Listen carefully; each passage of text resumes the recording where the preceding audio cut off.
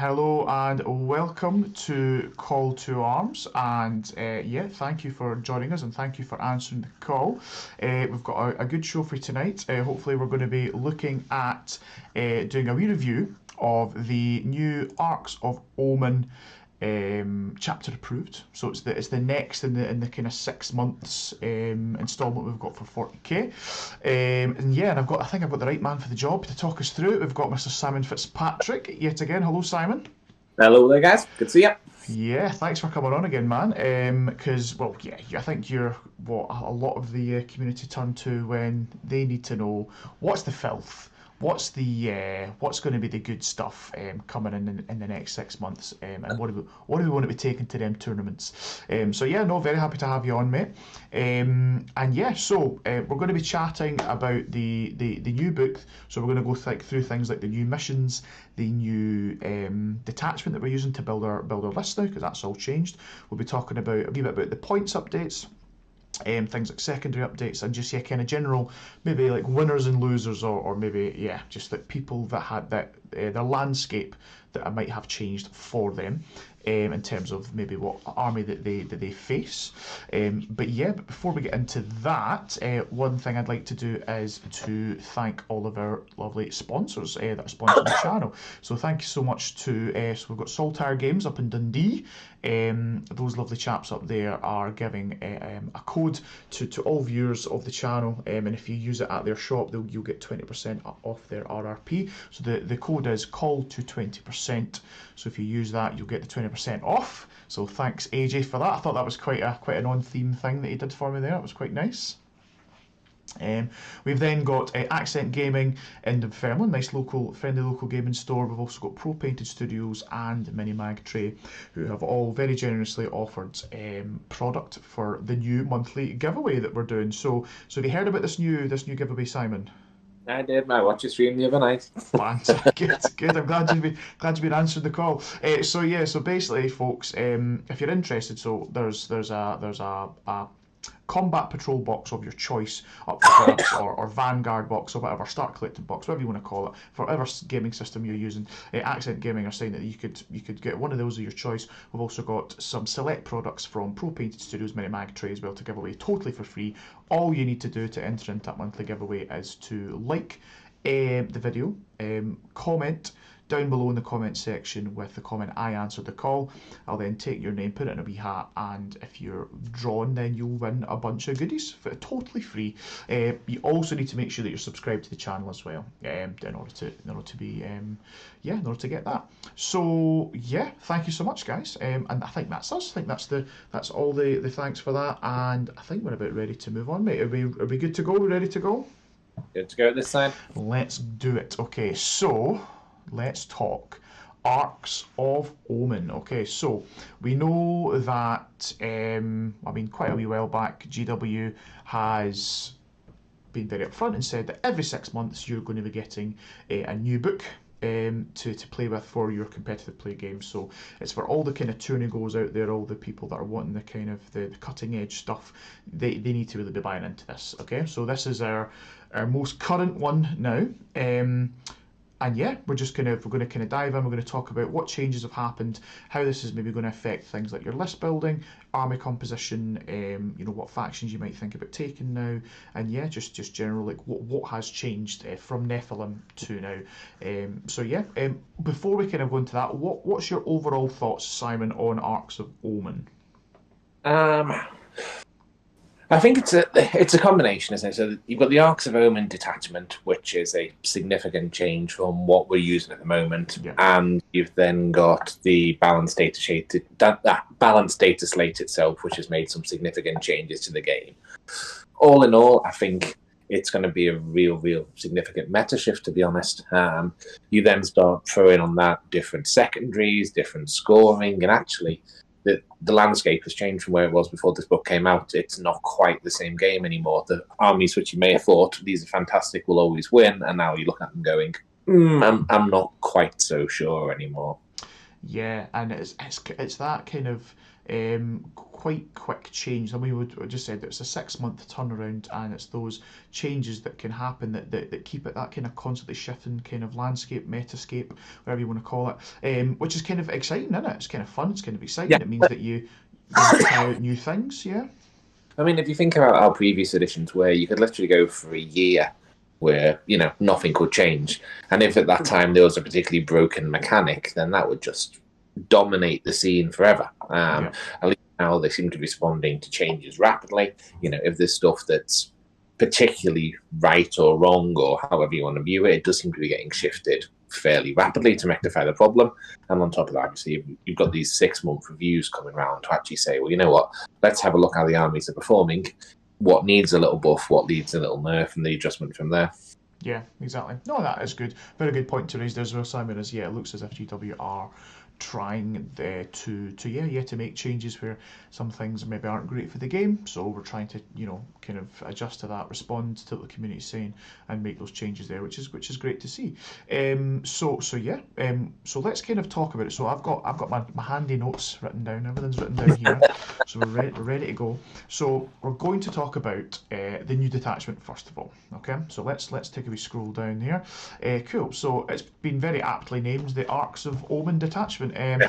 Original. That's very original. I was like, GW, they either come up with some of the craziest names going, or they just go for some of the simplest things. It could have been worse. Big detachment. Big boy detachment. But yeah, so it is a pretty big detachment, isn't it? And yeah, this is something that combat patrol. Combat patrol. That was a detachment, right? Patrol. Sorry, not combat patrol. Patrol. So patrol, battalion, spearhead, outrider, vanguard detachment. Where have all of these gone? Auxiliary, super heavy. Yep. Being command. Yes. What's happened to these then? We now have to take an Arks of Omen detachment if we're playing at the GT competitive level. Obviously, anything that we're saying here, guys and girls, it is talking about competitive play. If you are doing, play with friends, play with whatever you want, bring whatever models you want. But for here, they are saying you need to take an Arks of Omen detachment in your game. Yeah, exactly.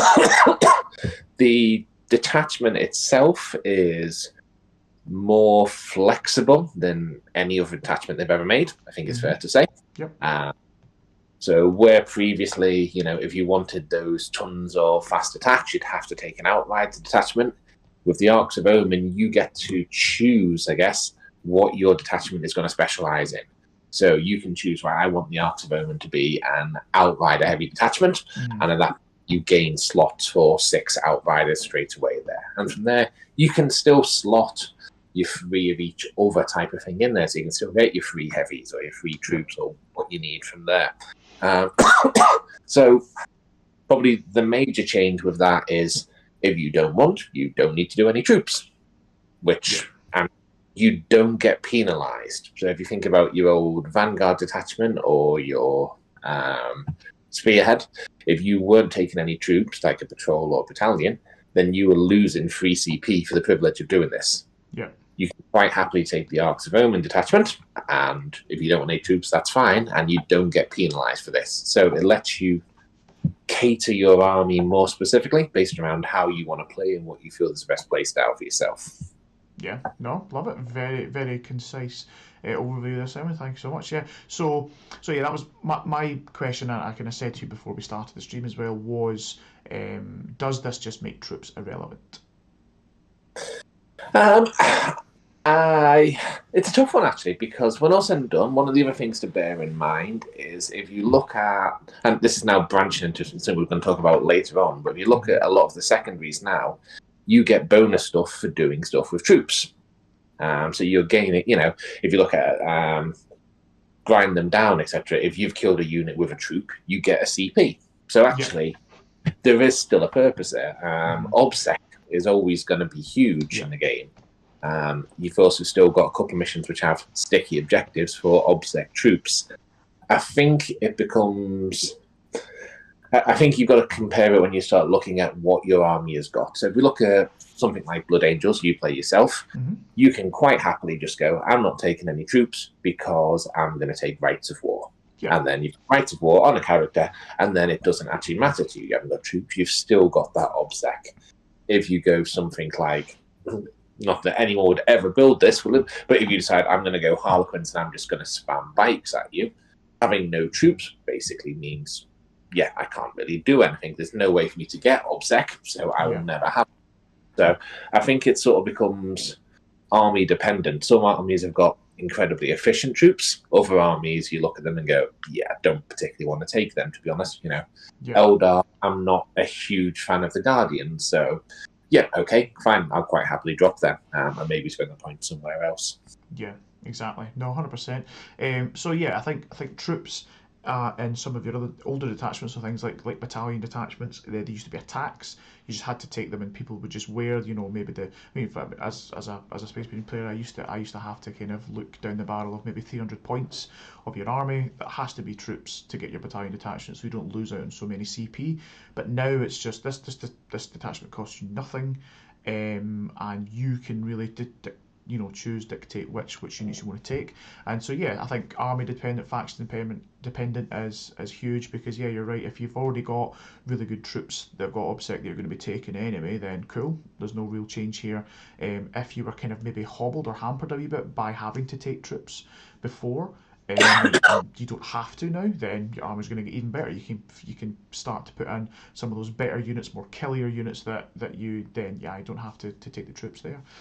But yeah, it's really cool. And yeah, just I was kind of taken away by just the list building potential for this particular detachment, because all you need to do is make sure that you've got 3 of something, 3 of troops, 3 elites, 3 fast attack, 3 heavy support, even 3 loads of war, for your big things like knights and what have you, and an HQ, and then from there you can add in so much more. You could have 4 HQs in here. What's it up to? 6 elites, 6 fast attacks, 6 heavy support in total. Like, I just think, yeah, you said it, like flexibility. 12 troops if you do want to go down the troops. And hey, yeah, if you want to spam them troops, then absolutely, yeah. Then it's just such a kind of an easy to use detachment, and I think it opens up a lot of choice there as well. So yeah, I really like the new detachment. More than happy to use it for building in my lists going forward. One thing we did want to talk about there is just obviously the kind of CP stuff. So this doesn't cost us any CP to use, and I'm right in saying that everybody starts with 6 CP. Yep. However, we did notice there was a slight kind of maybe misprint perhaps.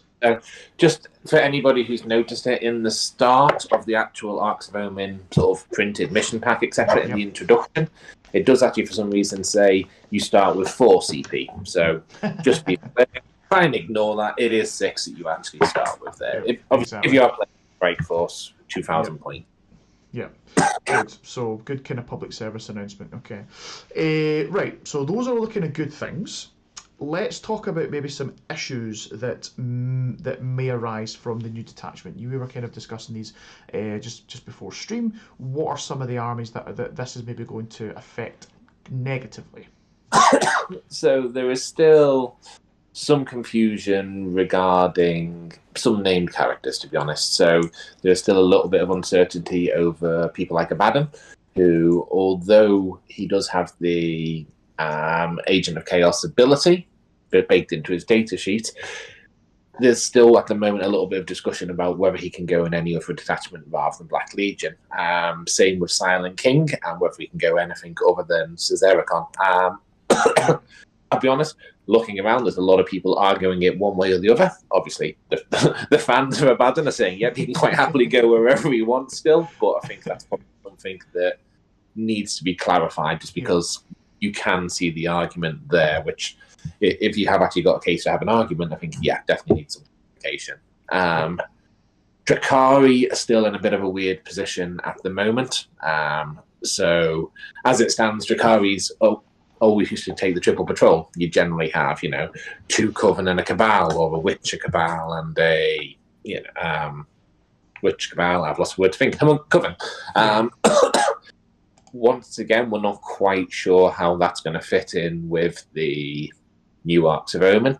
The argument that you can maybe take a real space raid, in which case that forces you to take certain things. So that forces you to take one of each type of troop. It forces you to take one of each type of HQ. So a succubus, a homunculus, and an archon. It also means if you're doing that, you can never make Drazar your warlord. So it doesn't feel like GW would want to pigeonhole us that much into you must play Drakari this way. They have said that there is FAQs incoming for Drakari, but they've also said a couple of weeks. So for Drakari players, it's probably just a case of slightly just hang fire on it for the moment and see what comes out. Because at the moment you can't probably build the most optimum competitive list because you are forced to build in a certain way. Yeah. Okay, good. So one thing to note, because a lot of the time you would maybe be able to bring characters like Abaddon in with like a Supreme Command and stuff like that, which we're not able to use here, right? Yeah. Okay, cool. What about, so we've got a wee cheeky stratagem, don't we, that it's called, is it Heroic Support? Is that what it's called? And it allows you to kind of mitigate any instances where you weren't able to take more than one of the same HQ type in the same detachment. So for example, your Tau Commanders, like Chaos Lords, things like that. So so that's quite useful as well, isn't it? Because I think maybe a lot of people looking at this and going, oh, I can only use that detachment, so I'm kind of I'm not able to take more than one of this type of thing. But you can use that to kind of mitigate it for one of those units, right? I mean, if you think about it realistically, say we take Tyranids, for example, and there's a lot of people were taking double Hive Tyrant, maybe one foot with a big gun at the back and one flying offensive one. So you couldn't technically do that previously. You'd need double detachment to do that. Now you can spend the one CP, and actually get both Hive Tyrants in one detachment. Nice. We're spending a CP to do that, but realistically, previously, you would have been taking maybe a battalion and a patrol, so that would have cost you 2 CP anyway. So this is a cheaper way of doing it. Exactly. You're a point up. Awesome, cool. Right, let's talk about potential allies, because I know this is something that's getting a wee bit of spice just now. So you have to kind of build your main kind of chosen faction has to come and be part of that Arks of Omen detachment, but then there's nothing stopping you taking an allied detachment on top of that as well, of a completely different thing. I suppose they would just need to be like Imperium, or do we have like set choices that the book has given us for allies? Well, the book does give you set choices, and to be fair, most of them are what you'd expect, to be perfectly honest. So, Emperor's Children can bring Tzeentch Slash Demons and Thousand Suns, so on and so forth. I think probably the one that's caught us all slightly off field is the fact that you can bring Votan with Imperium. Yeah. And that, I think that's the one where you may see quite a bit of in the foreseeable future, because, Votan are still incredibly powerful, that they are expensive, and they have not the best secondaries.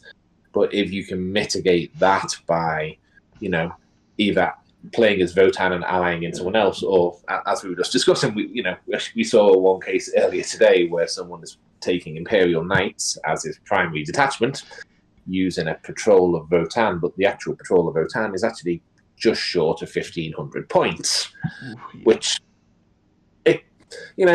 I'm not saying it breaks the spirit of it, but it's a perfectly legitimate way to actually play it. It's like, here we go. We'll have the lovely Imperial Knight secondaries, and what we'll just do is we're going to have all the guns from Votan and just shoot everyone off the board who may be the slightest bit of a threat to my knight. Yeah, so that's, It's a crackingly clever way to play, to be fair. Absolutely, yeah. So you've just got the raw power of one army, and then the really good secondaries of another. So that's quite a tasty combination. So yeah, I'm on the Battle Brothers page just now in the book. So yeah, it gives you kind of very specific things. So if your Arks of Omen detachment is an Imperial detachment, you can include one of the following. So yeah, we've got allied detachment, we've got Agents of the Imperium, Agents of Imperium, Imperial Knights, or Votan Patrol. If your Arks of Omen detachment is Asuryani or Drakari, you can get Harlequins Patrol as an ally, and so on and so forth. So there's lots of specific things there that you can kind of put in for a wee bit more of flavour, or just for maybe like just optimising your list. Then maybe there's certain units you want access to just to take your list over the edge, or certain secondaries you want access to. Danger, but with a couple of Hecaton land fortresses wandering around for backfield support. That'd be a cracking combination. That sounds you know what? That sounds great, mate. That sounds like just the kind of thing I'd be interested in. But yeah, so that's pretty cool. I like that. One thing also we forgot to mention as well with the heroic support stratagem, it doesn't affect Genestealer Cult. Is that correct? Correct. So unfortunately, yes, the followers of the many-armed emperor, we can't be giving them way too many characters for their lists. We have to keep that the same. So one Primus, one Patriarch, all that kind of stuff. Yeah. But yeah, just something to keep in mind. Well, probably it's worth mentioning that in the actual Arks of Omen detachment as well, there is a wee little separate slot for elite characters. So for people like GSC or Death Guard, who've got a bunch of those support characters, they're not going to be earning your elite slots. There is actually a separate little section that they slot into quite nicely there. Very nice. Good. I didn't realise that. Cool. Fantastic. There we go. So there's a wee bit of love for those guys there. I like that. Okay. So that's the detachment. We've spoken a bit about allies, the strat, the CPs. Let's move on, shall we? And we'll touch very, very briefly on I'd say it's quite a big change. It might not seem that big, but I think it's pretty impactful. The strategic reserves. So we no longer have to pay CP for them anymore. They're just totally free. What's your thoughts on that? It's weird. So my feel on this mission pack is they want us to have more CP. To be perfectly honest, I think. If you look at it now, we're saying that most people will be taking an Arks of Omen detachment. Okay, yeah, they still might want the Warlord and the Relic, which you still have to pay for. But that means most people will be starting on 4 CP. Where I don't know about you, but most of my customary builds recently have been 1 or 2 CP starting because I've normally got a second detachment plus a Warlord plus a etc. etc.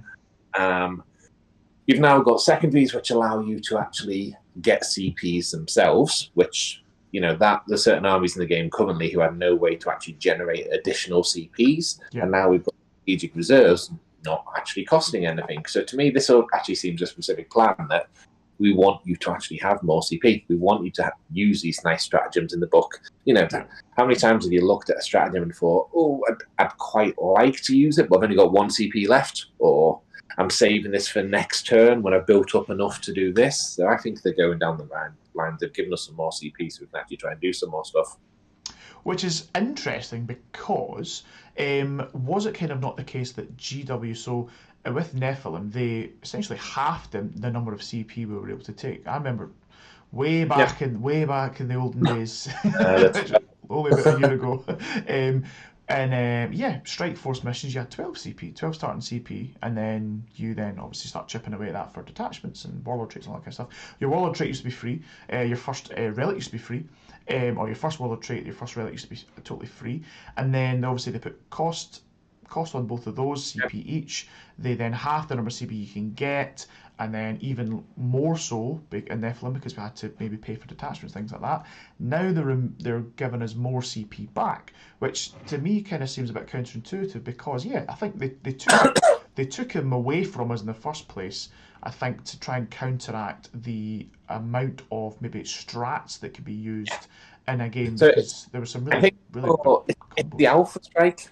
So for armies like, if you pick Tau, for example, a Tau army can quite happily spend 8 CP in 1 turn if they're stacking all the buffs and all the options and just literally obliterate their opponents.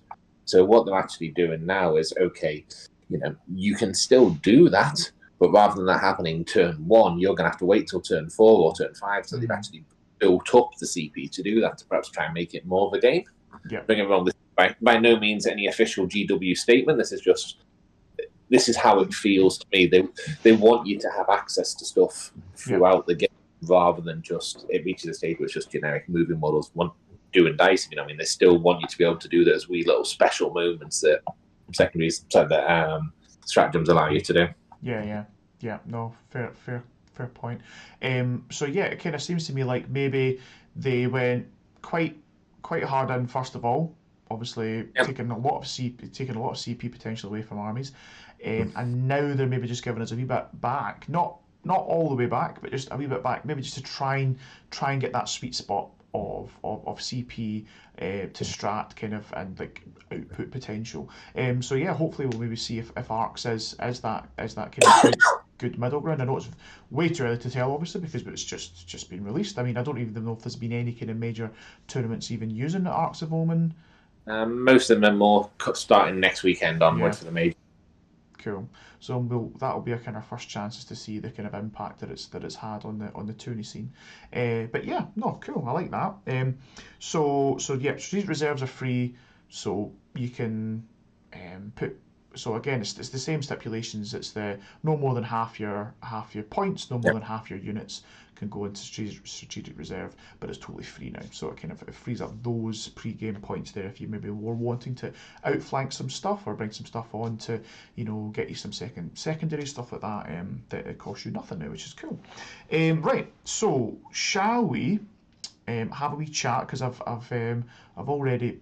I'm onto the page on secondary objectives. Shall we have a wee chat about some changes to secondaries? Now, I will preface this with the fact that we do not have hours and hours and hours and hours and hours, so we cannot go through every single faction-specific secondary, maybe not even every single generic secondary, but I just kind of want to touch on some of the changes to maybe some of the main ones that we were seeing a lot, and maybe seeing if that's maybe going to change them for the worse or for the better, and maybe see some ones that weren't taken so much but now you might see play because they've been helped. So what's your thoughts on that first of all? So what are the kind of main ones do you think, generic secondaries that have seen change, that is going to impact the people taking them? So I think behind enemy lines has just jumped up again. Okay. Let's just scroll to that. Behind enemy lines was 1 unit for 2 points and 2 units for 4 points. Mm-hmm. It's now gone to 1 unit for 3 points, and also if you've got a troop doing it, then actually get your CP as well. Ah, okay. So here we're seeing some of the offset of troops maybe not being as relevant, but now if you are taking them, then they can get you additional wee bonuses. Yeah. Yeah. Cool. If you think about the speed that a lot of armies actually have, getting one unit into your opponent's deployment zone, that's not actually that much of a challenge for an awful lot of armies, to be perfectly honest. You only need to do that now. Do it every single turn, you've maxed it. Yeah. So, exactly. Where before if you was doing it with that 1 unit, you'd only be getting 2 points for it, so you'd have to push for those double units in there a couple of times a game. Yeah. You're now talking, you can just literally almost throw a unit in there each turn, and there you go, there's your 15 points. And that's you. No, I do. I like that. So I can see. So probably you'll see more of that. I think you will see less of psychic interrogation. Yes, so let's go for that. Yeah, because this is in a bit of a nerf, hasn't it? It probably slightly warranted, to be fair. If you're playing a psychic-heavy army, then you're probably taking psychic interrogation, and against certain things, it almost becomes a guaranteed. So what they've done with that now is they've increased the warp cast by 1, which, that doesn't hugely matter, to be fair. The range is still the same, but what they've actually said now is you need line of sight on the person that you're interrogating, which is the huge change. Because what you'd have previously is your psyker stood somewhere, back middle of the board, behind a wall, no one can see him, and just mentally interrogating the enemy characters. So you're not going to be able to do that anymore. You're actually going to have to get out there and actually try and get line of sight. If your opponent is smart and you take psychic interrogation, fantastic. He just makes sure that you don't get line of sight to them characters. Yeah. Exactly. You could always play the range game before, stay outside their movement in the 24-inch range, or you can play the transport game, but now you can actually play, I'm just going to hide behind a wall. Yeah. So that, I think, will decrease significantly, which I think means that for the psychic heavy armies, by definition, I think you'll see more of Warp Ritual back on the table. Mm-hmm. Yeah, I would agree. I think, and for those lists that were maybe just taking the one kind of incidental psyker just so they had access to this secondary, they're I think maybe going to be put off. I mean, I know that if I'm taking one psyker in my list, I'm not going to be taking second interrogation now. If I'm taking a psychic secondary, I'm going to push for Warp Ritual. Yeah, particularly if it's say for the people who've just taken that one random Inquisitor or something like that. It's like at least then it's only 3 turns. You've actually got to do something. Yeah. While as opposed to your psychic interrogation, where realistically you're pushing for all 5 turns of it, which you're not going to get. Exactly. I think it's probably gone from like pretty much a guaranteed 12 to more like a 9 now, which it's still not a bad score, but if you get ritual for 12, then that to me becomes a bit of a given. Correct, absolutely. What about things like no mercy, no respite? Have you seen any change to that? No prisoners? Is that still? Same. Grind them down has now got the caveat, which if you kill a unit with a troop, once again you get a CP. Ah, okay, cool. So it's interesting that it's CPs and not VPs that you're getting for these. This is the first time we're seeing secondaries where they've got caveats that rather than giving you additional victory points, it's actually giving you command points, which is interesting. I take it things like assassination. The only one that's significantly changed is engage on all fronts. Mm-hmm. So if you look at engage on all fronts now, before you had to be outside of the 6 inches center, outside of 6 inches of the table quarters. Now that's still the case if you're going for 3 quarters, but if you're actually pushing for that 4th quarter as well, you don't need to be quite as far out now. I think it's 3 inches now. It changes to. Yeah, so if you've got one or more club units wholly within each table quarter, and those units are all more than 3 inches away from other table quarter. Yeah. Oh, so that's interesting. Yeah. That's pretty cool. Yeah, I like that. And the fact that, you probably have most armies pushing for the 4, right? If someone's taking into engage, they're probably aiming for the 4. Yeah. What were you thinking? The problem is that if you're taking into engage, then that means that you want one of your unit in your opponent's territory. Realistically, if you offer the 4 quarters, if you want one unit in your opponent's territory, then just take behind enemy lines. Yep. So, that makes the sense. Yep, I like. Okay, yep. I think behind enemy lines has almost become. Well, to be fair, if you actually look in the book now, it tells you the suggested secondaries or the generic secondaries, and it used to be engage on all fronts was your generic secondary for battlefield supremacy. Now it's actually moved to behind enemy lines. That's very true. Yeah, that's expecting you to take now. Interesting. Yes, that's got the nice box around it saying that you might want to take this one. Cool. Okay. So, any other changes to the generics, or is that pretty much us? Those are the major ones there. Your shadow operations are still basically the same. Your banners, obviously it's now no longer RND. I think now up to RBD, which just sounds like kind of bank. But we're now retrieving battlefield data. Battlefield data, yes, indeed. Which is very, very the same. Infantry or biker unit from your army. Can do the action. Cool. So, okay. I don't leave it at get data or something like that. Some sort of data. Yeah, free, unlimited data and text and stuff like that. Yeah, that's fine. Right, cool. So those are the generics. I just want to kind of very briefly touch on the kind of the faction specifics, because there has been quite a big change in that you cannot just take the balance that one a little bit more there. Yeah.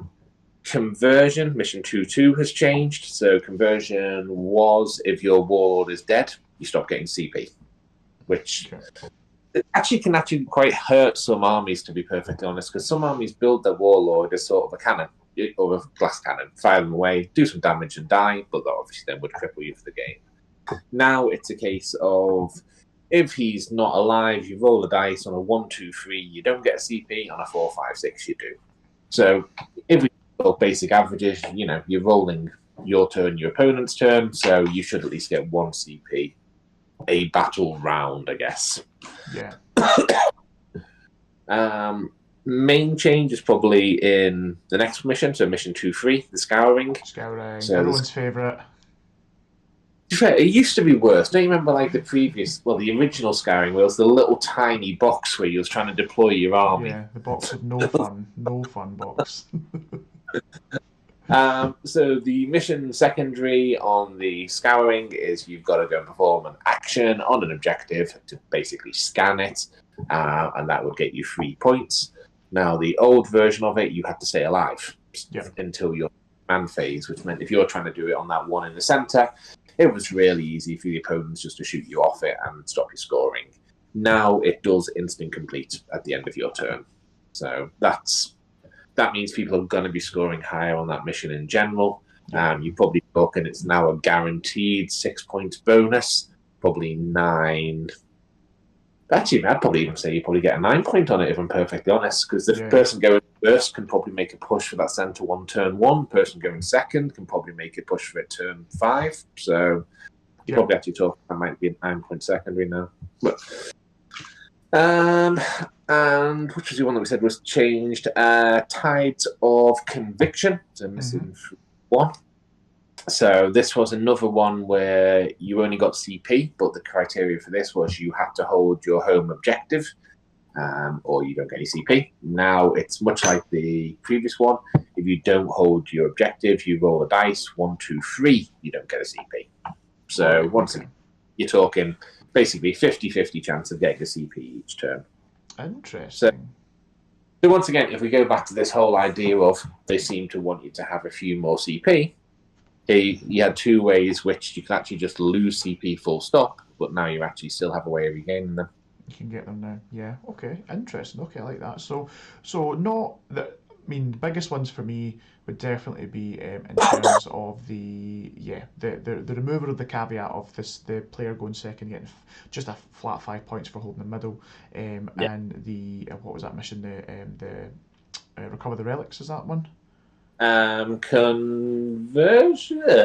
Mental break now. That was not conversion. Abandoned sanctuaries. Abandoned sanctuaries. Sorry, there we go. So abandoned sanctuaries. That for me, I think that's great. I like that a lot, because I think that was just huge. That you could just get quite a hefty bit of victory points. Just because of a dice roll. The person going second as well will generally get a 12-point primary on turn 5. Yeah. If you're now getting a 12-point primary and a 5-point bonus, that's like okay, a little excessive. Big swing. Yeah. I do like the fact that you just don't the warlord one for conversion. So there's still a chance of you getting CP, because that's a big feels bad. The fact that if you lose your warlord, you're just not getting any CP for strats and things like that for the Siebel. Scouring for that's for the Auspex scan action end of turn is going to be really good as well. I can definitely see the benefits of Tide of Conviction as well. But so those are the missions, and I think it's good that they haven't gone for massive swathes of change, because if you're having to learn totally new missions, new deployment zones, new kind of mission parameters every 6 months, I think that could be quite a bit to have to get to do. The fact that we're just having very slight changes is nice. Yeah, no, absolutely, I like that. Cool. So those are the missions, and now we can talk about balanced data slate. So let's get into it. So, I have my little list of notes here. Try to be as concise and as quick as possible. The first one's actually right there. So let's talk about aircraft, Simon. Aircraft. So aircraft can no longer start on the board. Aircraft have to go into strategic reserve and come in turn 2 onwards. So this impacts a couple of things, to be perfectly honest. One of them is probably bigger than the other. So first thing it impacts is bombers. So your Tau, Sunshark, your Drakari, Void Raven, even your Harpies to a lesser extent, all of those quite happily starting on the board, flying over you, bombing you, potentially flying straight off the board as well, so there's no huge interaction there, so they're getting that little alpha strike in straight away. Now, they're not coming in until turn 2. because they're coming in from strategic reserve, they're not flying over you, so bombers actually aren't going to drop a single bomb until turn 3 minimum. Yeah. And that's if they survive the opponent's turn 2. So they come in, and then the opponent gets a full turn to shoot them, which I'm not this one, to be honest. Are we going to see the death of aircraft here, Simon? Well, to fair, don't forget, if we go back like literally not too long ago, you had the Eldar flying circus, where it was literally 5 Eldar planes, 3 Drakari planes, 1 Farseer on a bike, and 3 units of Rangers who just hid while the planes annihilated everything. Yeah. I think GW has been moving away from aircraft. I think this takes it one step further away again. I think the other one that gets punished for this, and I had a friend ranting about this earlier today, was things like Scions. Yes. So Scions, particularly when they're starting in the Valkyrie, they're now not going to be getting on the board till turn 3, because the plane itself will come in the reinforcement step on turn 2 at a minimum, which means the guys can't disembark till turn 3. So if you've got this all singing, all dancing Tempesta squad, rerolls to hit, exploding 6s, this, that, and the other, but realistically, you're maybe going to get 1 turn out of it, possibly 2 if you get really lucky and survive. But I think, I don't know, I think it was maybe a nerf too far, if I'm honest. I mean, don't get me wrong, I don't even play flyers, and I'm there thinking, were they really breaking the meta that much that this was necessary? Yeah. Don't get me wrong, I've been against the double Sunshark bomber, and yeah, it's not pleasant, but it's also not something that you can still work around it. You can plan around it. You can force where your opponent's going. You can deploy in a certain fashion. There is stuff you can do there. So this feels perhaps a little heavy-handed to try and fix maybe that situation. Yeah, I must admit the only kind of aircraft that was even on my radar was the Sunsharks and the Harpies for the Nids. It was the only ones that I'd really seen play. And yeah, I mean they're annoying, and they, as you say, like straight from turn 1, they're just flying over you. They're mortal wounding you. They're whatever. Like I know for the Harpy stuff, they can drop spore mines, whatever, and stuff like that. But it's just, I just don't see any reason now to even contemplate taking these in a competitive, from a competitive standpoint. And yeah, I do genuinely weep for the people that have got the Scion armies, that have got like the ride of the Valkyries, because they were already hugely nerfed by the exclusion that you can only take 2 in a strike force mission. And then now they're even nerfed even more. So it's kind of like it wouldn't have been difficult to just put a wee clause in there, maybe saying that Tempesta Scions are. Yeah, there may be a FAQ that comes for that, so maybe it's literally a case of, transport, when they come in from reserve, can actually still disembark the troops. That's all it actually takes to make that back to normal again.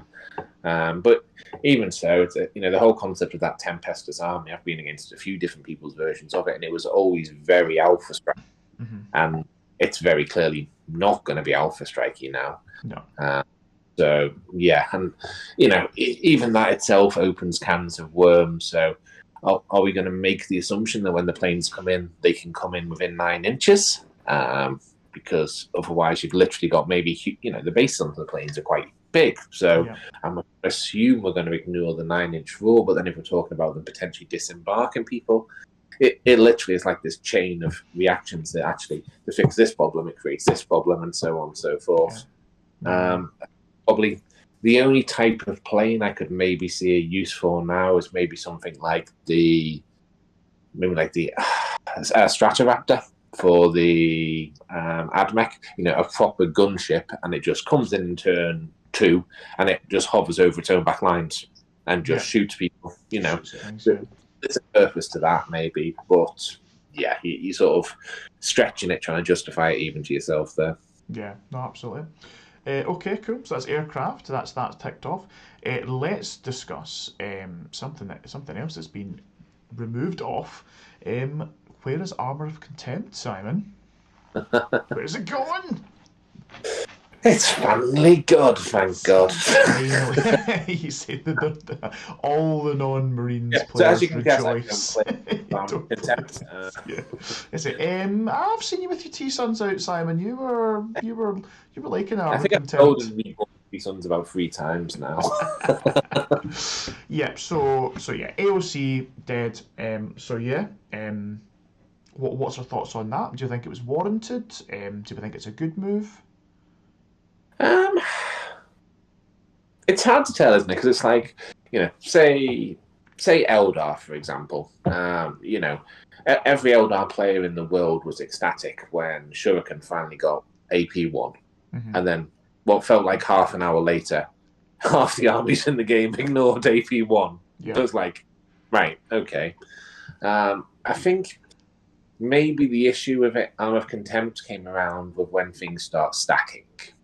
So, say you've got a Terminator, so he's a 2-up save. Well, with Arm of Contempt, he's now basically a 1-up save. You now shove the guy in a bit of terrain, and he's now a 0-up save. So at that point, you're talking, well, AP almost stops mattering, and it's like this weird situation where there's guns like autocannons, which everyone just stopped using because it was only ever AP1. It doesn't actually, a fairly big, fairly chunky gun stopped mattering. Yeah. What I will say is even things like AP2. Yeah. Were just people. I mean, most people were just like, if it's not AP3 or above, I'm just not good. I'm not bothering. If you were 1,000 Suns, you just didn't care about anything. Yeah, It's like, get a 1,000 Sun Terminator on a bit of terrain and just laugh until the end of time. Exactly. Just like what? Yeah.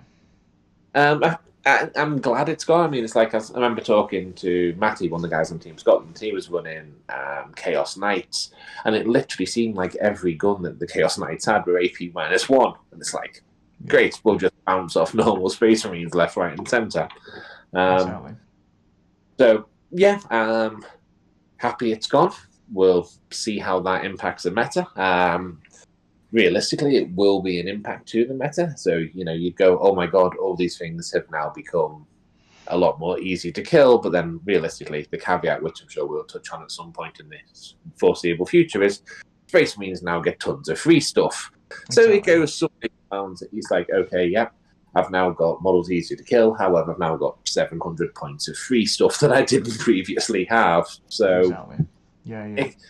Yeah. We all know Space Marines needed help. I guess Space Marines particularly, there were some decent performances by some CSM, and Death Guard was still solid. So, I think because it was such a blanket rule, it's almost hard to say that whether it's good or bad that it's gone. If someone made, do you care if Ultramarines have Arm of Contempt? Actually, I don't really care one way or the other, to be honest. They need help in other ways. But if someone said, you want your 1,000 Suns to have Arm of Contempt, please, for the love of God, take them away. Yeah, exactly. Yeah, because that's one thing as well. So it's not just looking through the lens of Space Marines. It's also looking at Chaos Space Marines, anything in power armor, basically. So even things like Sisters. Yeah. So you have to look and see. So I think you're right. Space Marines, they lose an Armor of Contempt, but they're going to have a good bit more stuff on the table now, potentially. So that can maybe try and balance that out. But things like Chaos Space Marines, they're losing Armor of Contempt, and they've not got these sweeping points changes, So CSM, they've shoved a few things in on for Legionnaires. So if you're specifically going Legionnaires, you can get some war gear free, but to basically encourage people to take Legionnaires, because as it stands, you go, cool, Chosen, Terminators, everything other than Legionnaires. Why bother? Yeah. Unless you want your Baleful Tome just because you want another random Psyker in there. Why else would you take one? Exactly. I think, I'm glad it's gone. I think it's ran its day. I think, that you were reaching the stages where certain armies were just so hard to kill. It was unreal. I think it's interesting that Votann have still got Void Armor, which obviously it's basically Armor of Contempt, as well as their can't reroll wounds and auto advances. So Votann have still got a couple of interesting things in there. So it'd be interesting to see whether they keep everything Short term, realistically, Votan are still very much the new kids on the block. They've already been nerfed hard. Mm-hmm. Wouldn't be surprised if at somewhere down the future someone actually goes, well, you know what, your Void Armor, it doesn't reduce AP by 1, it ignores AP 1, or something along those lines. Give them a bit more resilience against the small arms fire, but ultimately, if a little dwarf gets shot with a las cannon, it's still probably going to kill him. Yeah, and I'm sure those kind of change again. We can, once we get a lot more kind of tournaments on the books, we can get more data and stuff like that as well, which will be good. But yeah, so a couple of other things for Space Marines as well. Am I right in saying that they can just keep certain doctrines alive for the full game now?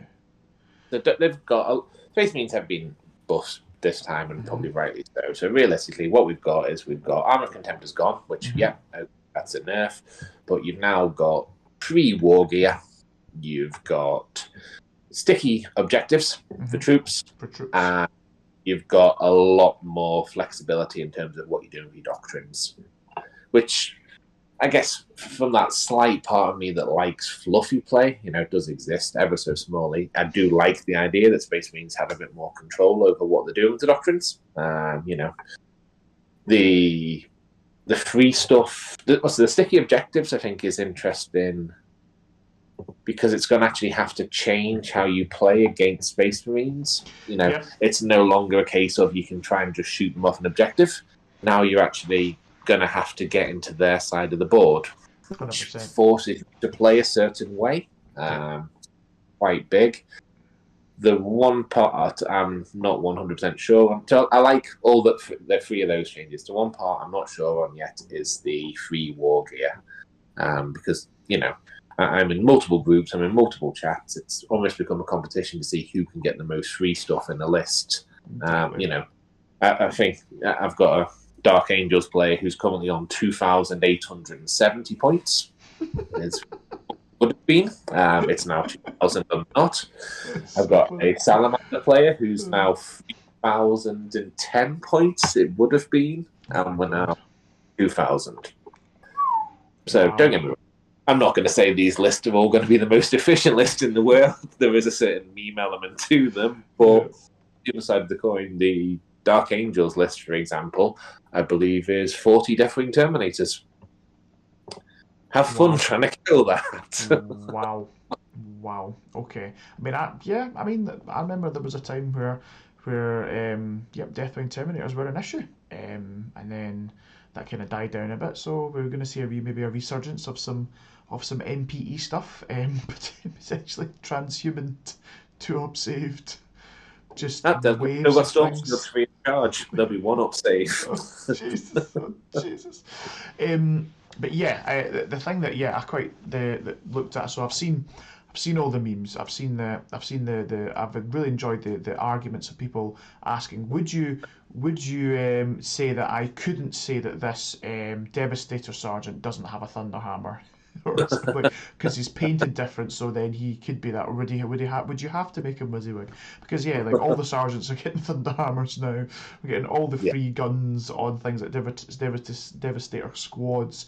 Gosh, there's nothing as well. I've seen quite a lot of love for things like Iron Hands. Is Iron Hands going to come back because Devastator Doctrine active for all 5 turns now on all their big shooty stuff?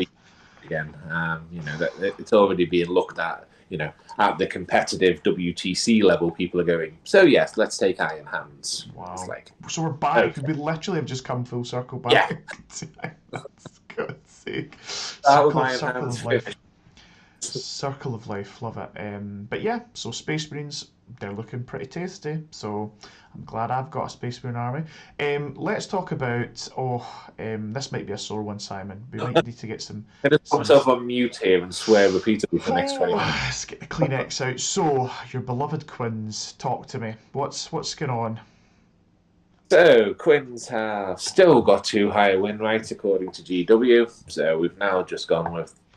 What we've done is we've made 4 changes realistically. We have gone that secondary that was really easy to score. It's not quite as easy to score anymore. So when you're doing your deadly performance, you can't just randomly throw a boat into your opponent's territory.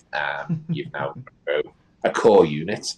That's not a huge nerf, you know. If that would have been the case, I would have lived with that. What we have got is they've gone, right, you know that 4-up invuln, the one thing that keeps you alive? Yeah, you don't have that anymore. Enjoy a 5-up invuln. Yep, which is that's a massive change. Yeah, I mean, obviously, as a Harlequin player, a little bit salty about this. I will play around it, I will work around it, but ultimately, my army is nowhere near as resilient as it was. Yep. You know, people talk about rolling a 5 and a 6 of the dice as freaking spiking a save. So what we're actually saying now is I need to spike every single save in the actual game just to keep my toughness-free 1 wound models alive. Yeah. And not just that as well. It's them boats.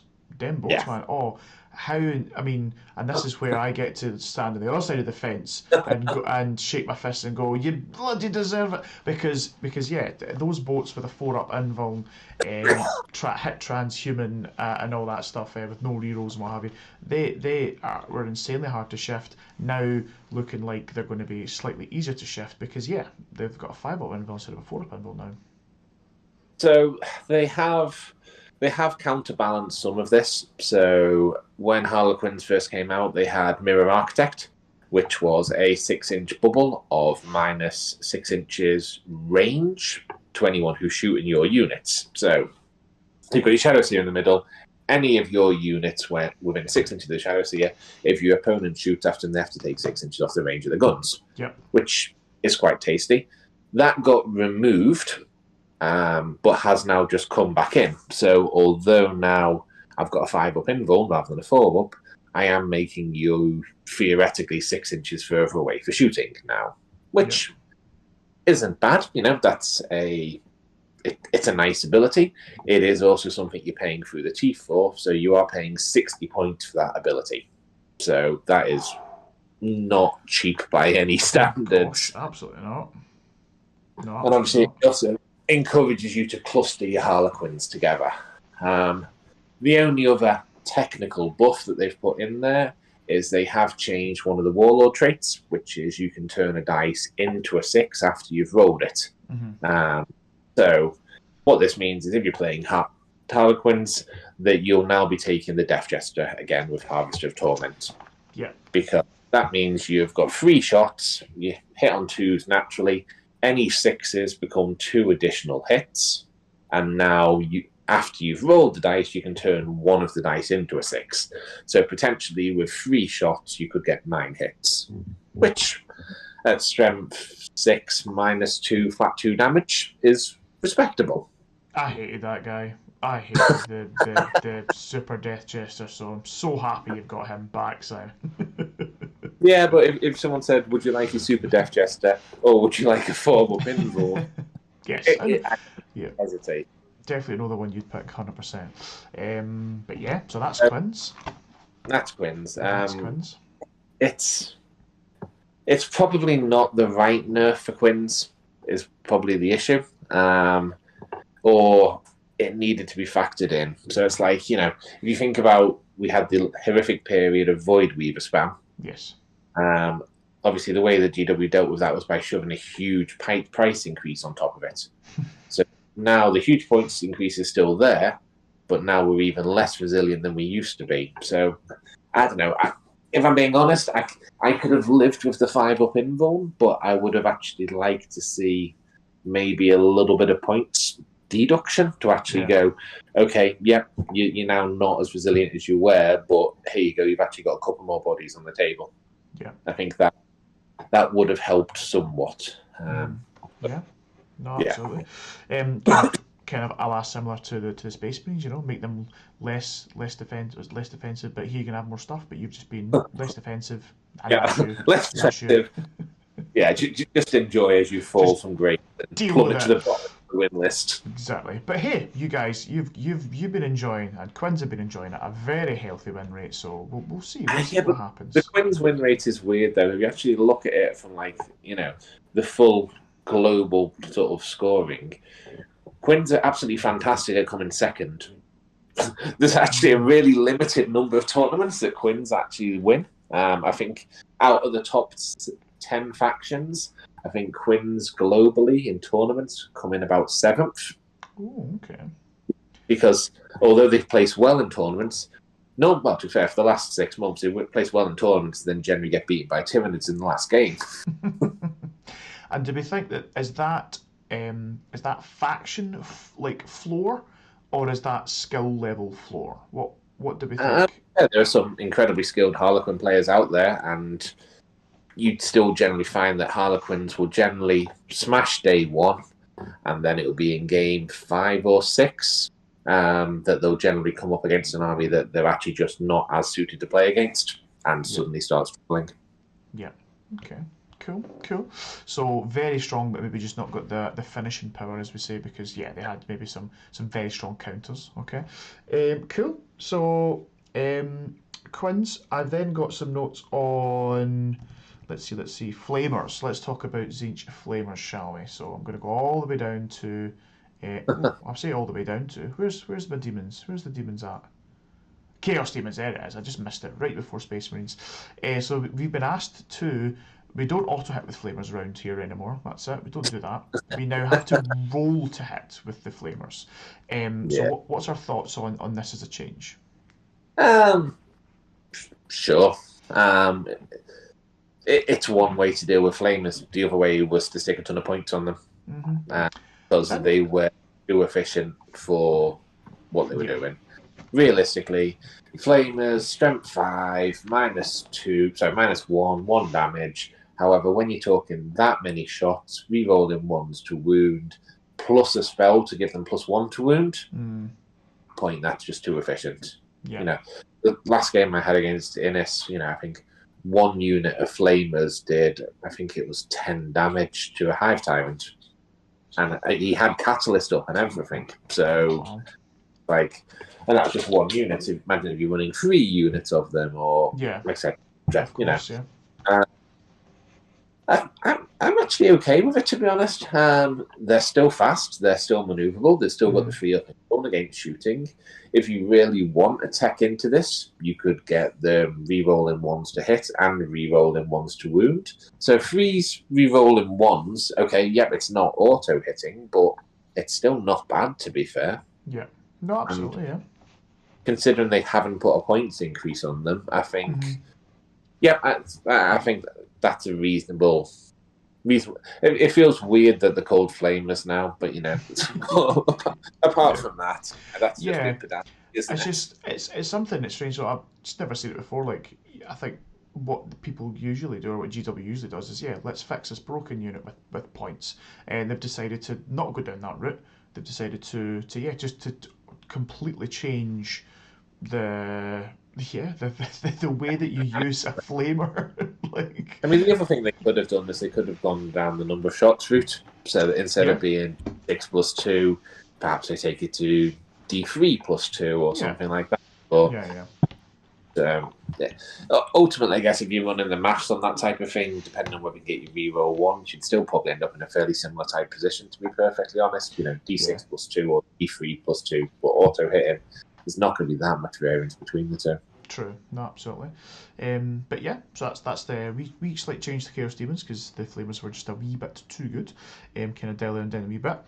I've got written down here as well, we're going to be talking about another Chaos faction, Chaos Space Marines, because Creations of Bile has finally been touched by the nerf bat. So this was something that we maybe thought was going to come a bit sooner. But we predicted it at our last one of these. We did indeed, that's right. Because we thought, the whole fight on death thing is pretty strong. Now that has changed. It's not just a fight on death. It is now you have to roll. So it's a 4-up. On a 4-up, the model before it's removed can fight on death. What do we think of this change?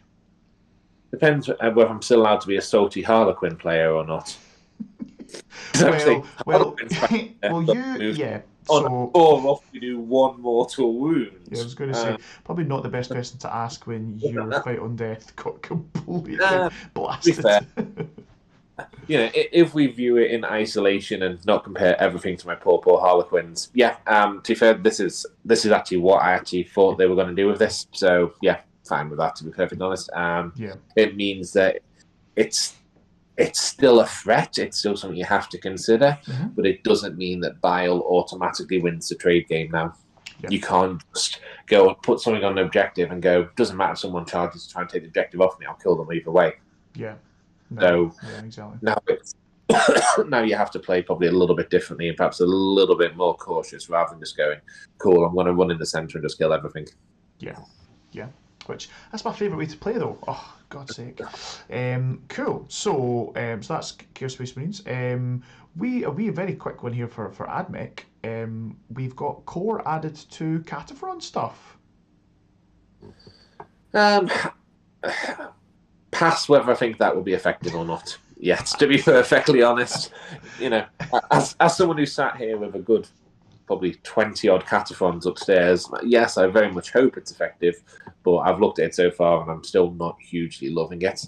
I think probably there's one thing which people should factor in if they haven't already. We haven't covered this yet because it's not part of the same thing, but a lot of the regiments of renown or specialist attachments or whatever you call have now been removed. Right. So your Skitarii veteran cohort now doesn't exist. So now won't have those Skitarii wandering around with the 5-up inboard and the better attacks and stuff like that. So perhaps... Well, I was going to say, fortunately enough, because it was the second point I was going to discuss, all the bionics on every Adeptus Mechanicus datasheet has now to be changed to read models in this unit now have a 5-up invuln save. Oh, so that affects units such as Skitarii Rangers, Vanguard, Cataphron Breachers, Cataphron Destroyers, Servitors, Iron Striders, and Sidonian Dragoons. So that's pretty cool. Literally just a bit in here against my Quins here, aren't you now? So those guys have got armour and a 5-up invuln, is what you're saying. Yeah. So yeah, what more could you ask for, guys? Like AdMech looking nice. I like that. So I've not heard a lot of people actually talking about that. That's literally, I've just discovered that there. I knew about the code to Cataphrons. I think blah blah blah that myself. I hadn't actually noticed that. But I think that's pretty good, man. I like that. So yeah, gets them a bit more survivability there. So that's your AdMech. Changes to NIDs. The only thing I've got written down here is changes to spore mines. For NIDs, you have to pay points for them now. Am I right in saying?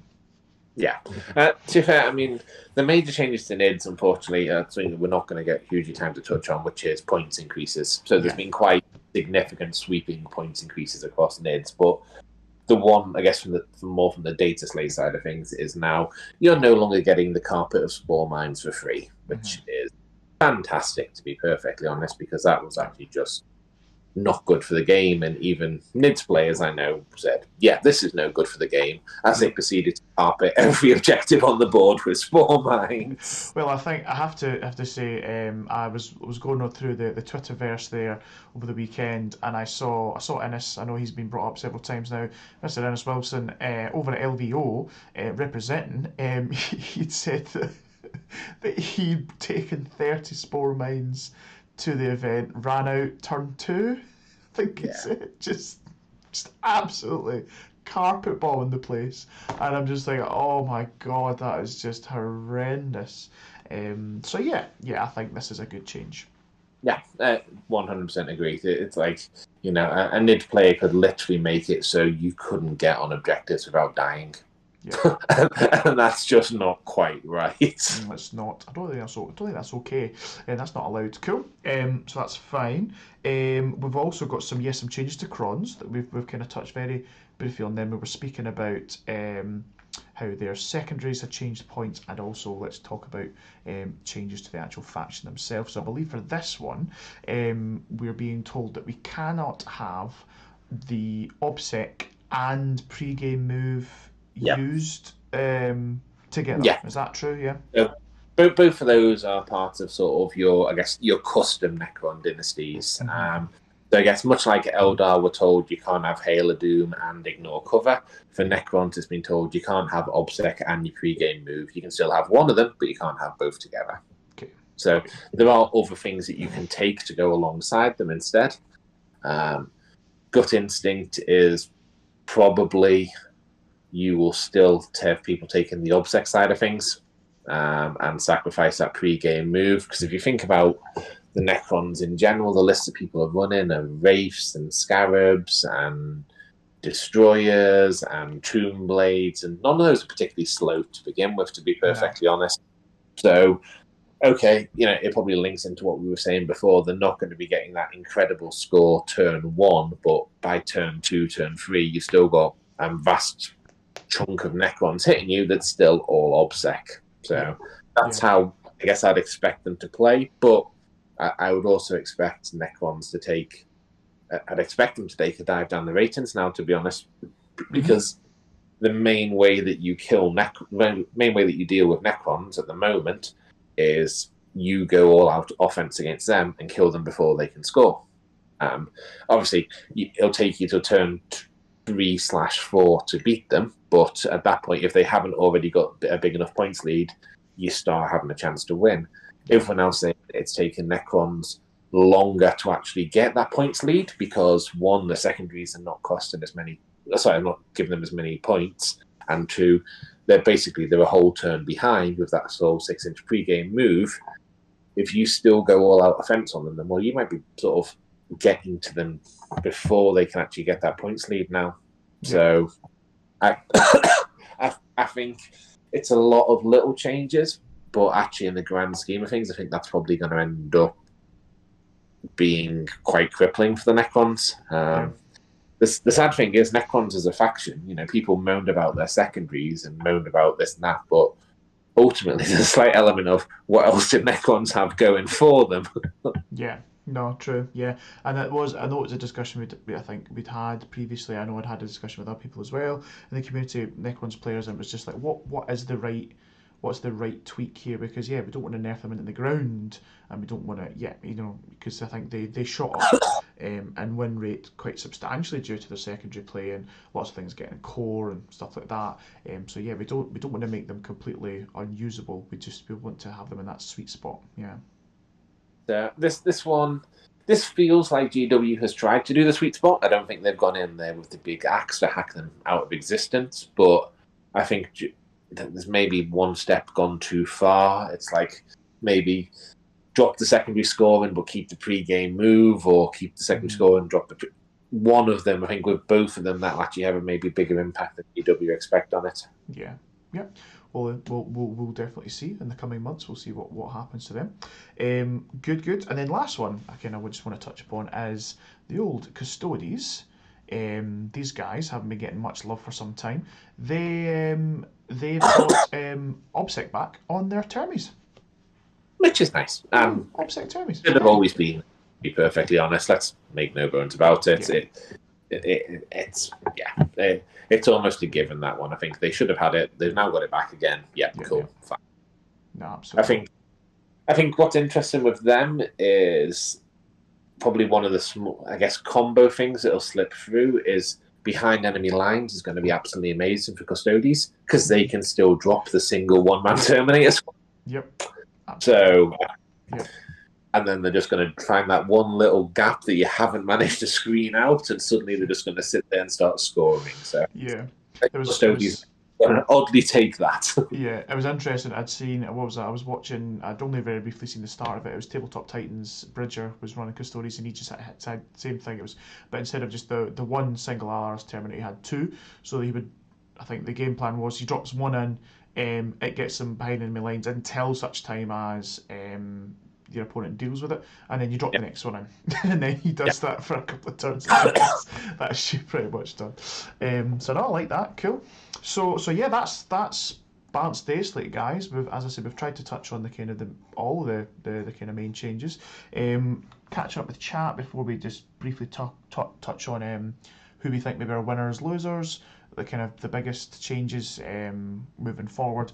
Just catching up with chat. So we're saying, what's he saying? Yes, Adam Skinner has joined us. He's saying Quins for the win. He said yes, Quins are rubbish. All need to stop playing them, bar us. Okay, so he's trying to just get like a very select group of people just playing the Quins. This is Adam. best in faction now. He's like, yep, I'm going to be the #1 quid player in the world if there's 4 players. Exactly. He said, he said also that at least flamers are not dead, so he thinks it's an okay change. That's the Zinch flamers. Clyde sides in said it's the whole. I think he said the whole problem was that the fact that you couldn't shoot or charge them, because if you shot them, they got a 3 up invuln. If you charge them, you eat that flamer in Overwatch. Now you don't have to do. You could charge them still, and you could cut them down quite well. 6 up invuln, am I right in saying, in combat? So yeah, pretty good stuff. And then Adam has finally finished. When we were talking about Admech getting their 5 up invuln, he said, "Oh look, robot Quins." So that's nice. Poor Quins. Poor Quins. Oh, I know.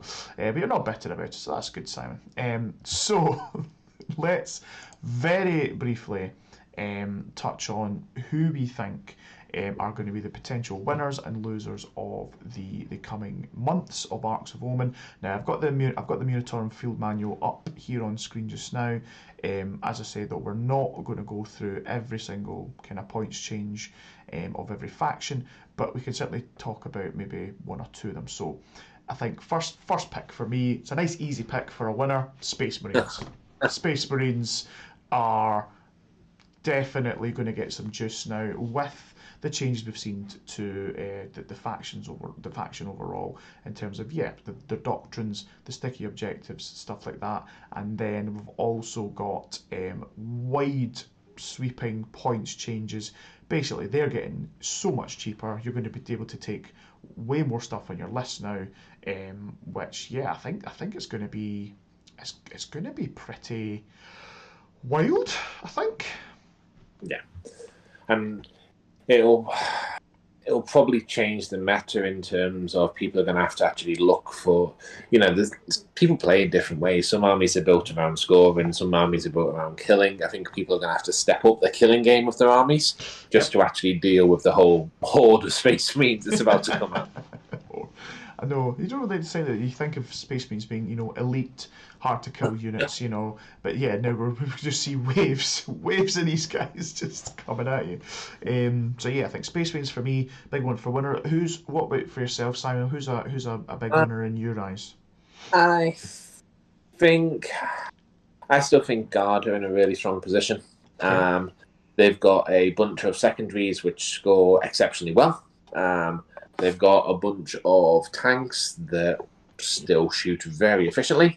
They've got probably better ignore line of sight shooting than anyone else in the game still. And they have car skins which haven't been nerfed yet. Yes, indeed.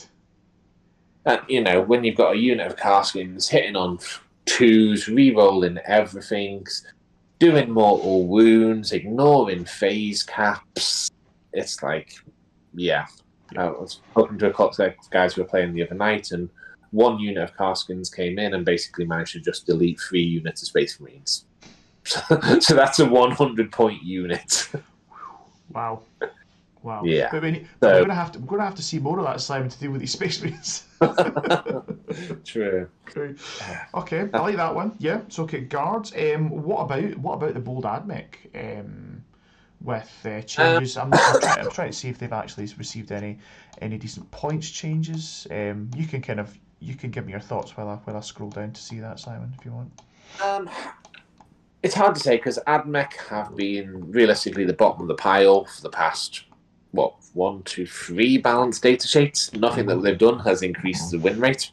Obviously, this has improved them once again. It's whether it's enough to still bring them up, though, to be perfectly honest. The issue is, I guess, if other stuff are also being brought up at the same time, how does Admech sit into that?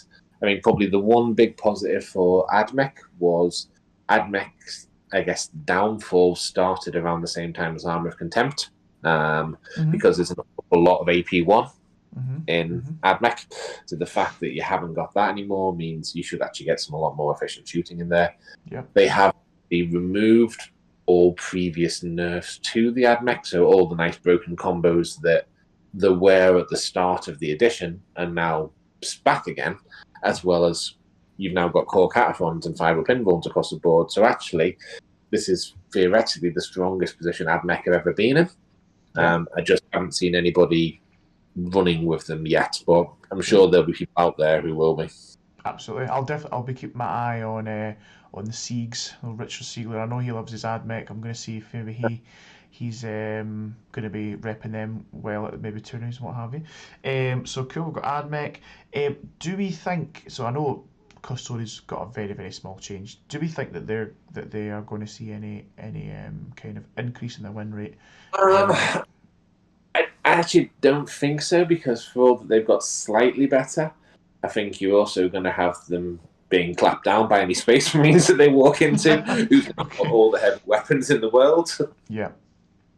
So, yeah, to be fair, I mean, if you look at them at the moment, actually, no. I guess the one thing that probably does make a difference in terms of the Custodians in particular is the actual Arks of Omen detachment itself. So I've seen a list that's already, well, I think it's 8 dreadnoughts and 1 character, and it's allied in, unsurprisingly, with Votan, and has a couple of Hecaton land fortresses. Woo. So basically, I guess any army can be made better with the addition of Hecaton land fortresses. Just add a Hecaton, went up. Huge increase in price, don't care, still amazing. Just whap them in, they'll be great.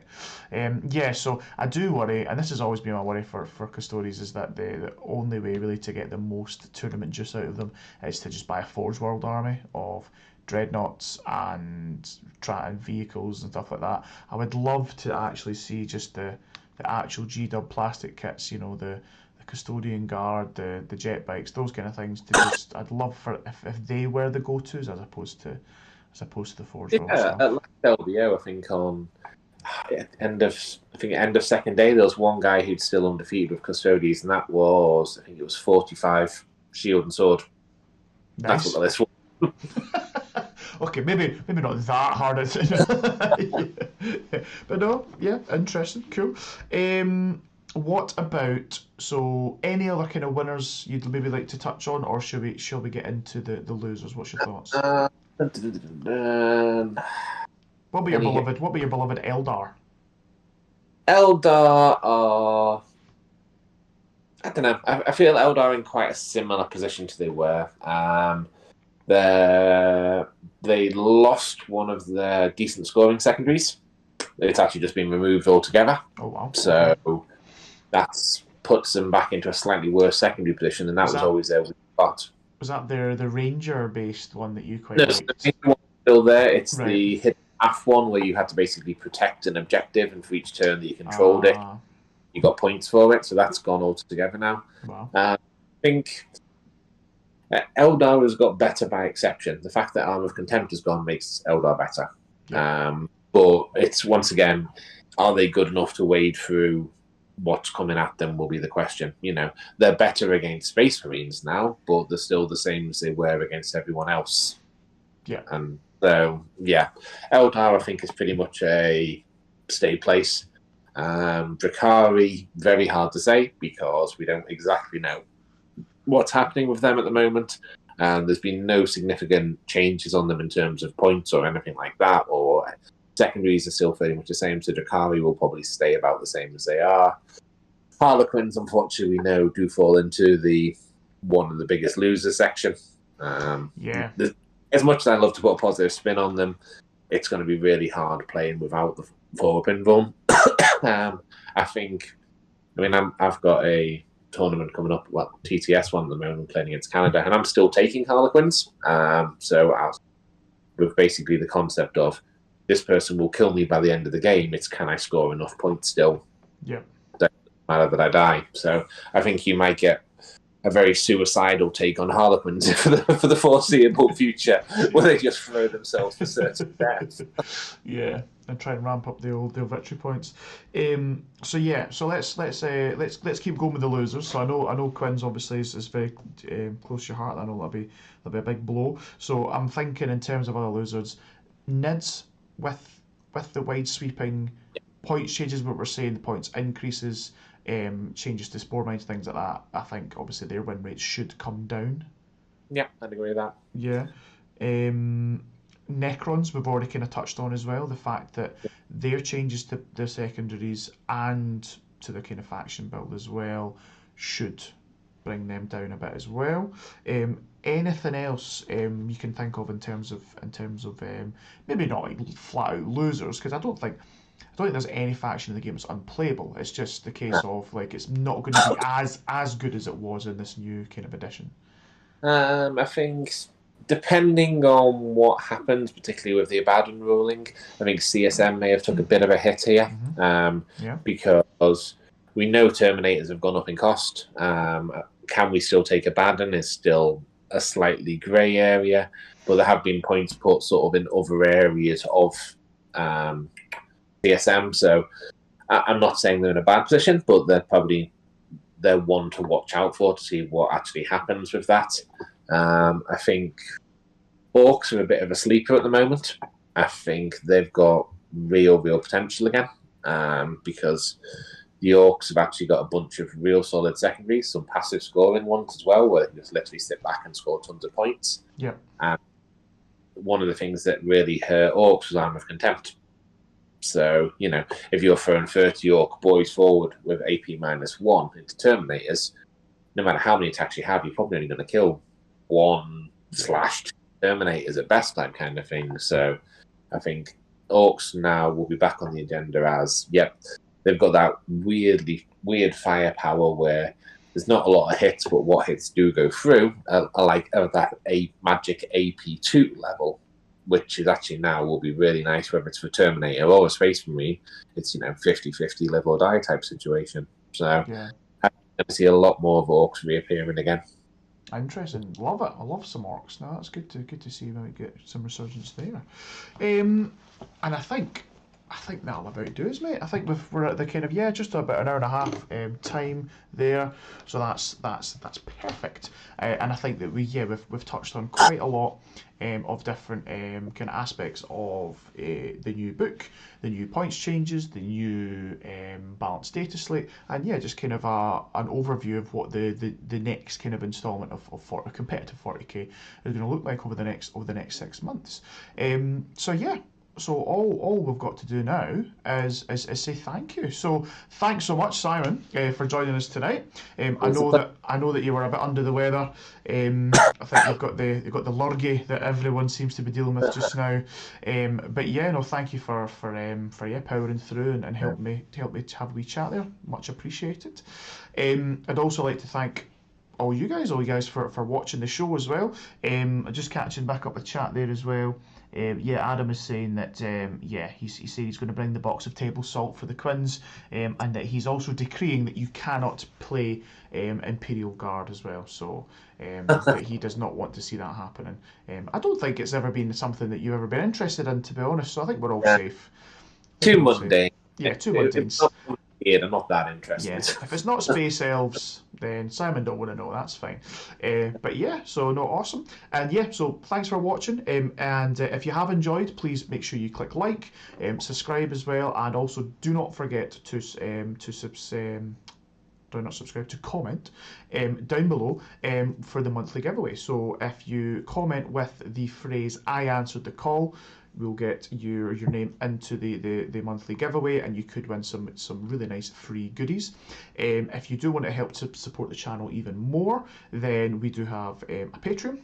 So if you click on the link down below, it's all in the video description, you can have a look at all the different tiers that are on offer, and it does give you access to some really good kind of bonuses. They start from as little as £2, and can even that £2 tier gets you access to a Discord server, gets you automatic entry into the monthly giveaway as well, so you don't have to remember to keep commenting. So it's very, very useful for that. But thanks for that, and also thank you to the my pages as well. So your names are on screen there just now, guys. So thank you. And I think that's us, mate. Anything you'd like to say before we sign off? Nope, I'm good, but thank you for having me. No, thank you for being on. So hopefully we'll get you on, I think February time. We'd quite like to get you on for a wee battle report. And that'll be good. We can really open up the new Arks of Omen stuff there. But until that time, guys, and until next time, please enjoy yourselves, enjoy the new book, and I hope you all have fun with the new incarnation of the chapter approved. And please make sure to answer the call, and we'll see you next time. Thanks, guys. Bye bye. Bye bye.